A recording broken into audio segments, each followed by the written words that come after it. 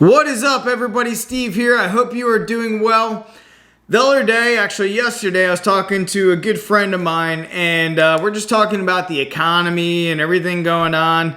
And it's always a good debate because he is a very bright guy, but a lot of times I debate with him, and sometimes he's wrong, sometimes he's right, sometimes I'm wrong, sometimes I'm right. But anyway, it makes for a good conversation.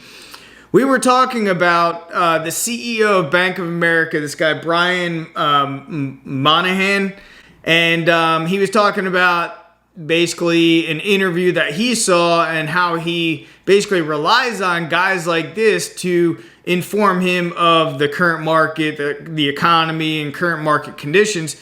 And I was like, these are the guys that I don't follow because I think that most of them have an agenda. And if you've been following this channel for a bit, I've done other videos on some of the major CEOs of real estate firms out there like Century 21 and Coldwell Banker. And I think that a lot of them are pushing an agenda because that's what they have to do. They have to paint a different picture, in my opinion. And again, this is only my opinion. I'm not a financial advisor, attorney, nothing like that. I'm a real estate broker and a bearded dude in Florida. Anyway, I'm going to link this video so you guys can watch that video with the CEO of Bank of America talking about the talking points. I have a handful of talking points I just want to review really quickly with you. And then I want to go through a handful of charts as well so we can kind of keep an eye on really what's going on, and maybe it contradicts what this guy is saying. So he stated consumers are very strong, leverage is in great shape, account balances have gone up dramatically even though stimulus checks have stopped and balances have continued to go up. The ability to borrow credit card balances down to 80 billion instead of 100 billion, down 20%. Not that big of a swing, I don't think. Income deposits up 8%. I mean, let's talk about 8%. That's not even covering the cost of inflation. And, a lot of the inflation numbers that we see out there are, 8.5% or whatever the case is. But if you go to the grocery store, you're probably spending 20 to 30% more on just food items. So I think a lot of those numbers are skewed as well. He goes on to say, if people are employed and have money to spend, they'll continue to spend, and it's a good thing. Blue chip economists don't see a recession for 2 years. Economy is bigger than 2019. Obviously, I mean, how much money was pumped into the economy? Of course it is. Unemployment is lower. Projected growth is stronger than pre-pandemic. Now, I don't know.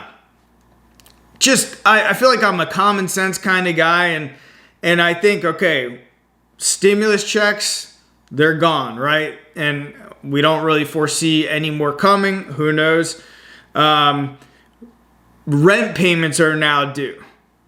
Mortgage payments are now due. And student loans are coming due, I think, in August. So people actually have to start spending money on stuff that they essentially need, like a roof over their house or over their head. So let's go over here and jump onto the Fred charts.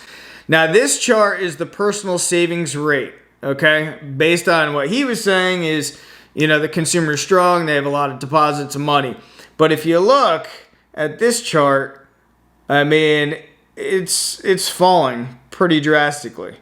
And if you look, it's lower than, obviously it's lower than pre-pandemic, and it's going below that baseline already.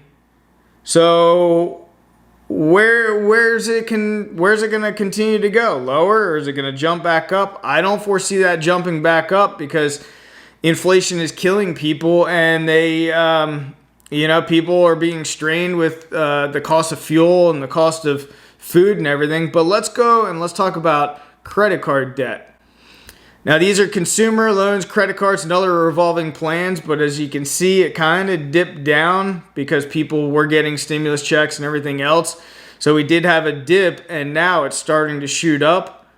So I think we're going to see a lot more credit card debt I think a lot of more people are going to be relying on financing their grocery bills because they just do not have the money. So they're racking up credit card debt to pay for fuel and food, unfortunately. And then let's take a look at delinquencies on credit card debt.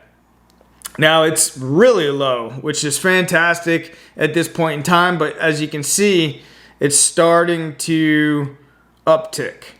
Now, is that just going to continue like this, or are we going to see it shoot up? Time will tell, but I think that the indicators on these charts, things are not looking as optimistic as the CEO of Bank of America.